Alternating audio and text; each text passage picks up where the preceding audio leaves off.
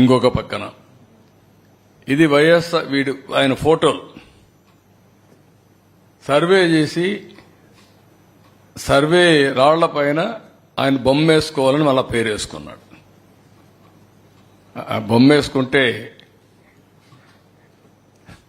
కొంతమంది సజెస్ట్ చేశారని, ఇది నవ్వులాట కాదు, సజెస్ట్ చేశారని. చనిపోయిన తర్వాత బొమ్మ వేసుకుంటారు, నువ్వు వేసుకొని అక్కడ పొలాల్లో పెడుతున్నావు, నువ్వు చనిపోయావనుకుంటారు అని చెప్తే పేరు పెట్టాడు. ఈ పేర్లు చూడండి మీరు.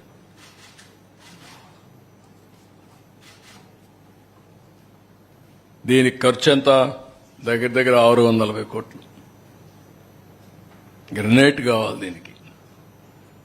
దీన్ని పిచ్చనాలనా, మదమనాలనా, అహంకారం అనాలనా, నాకు అడ్డు లేదనే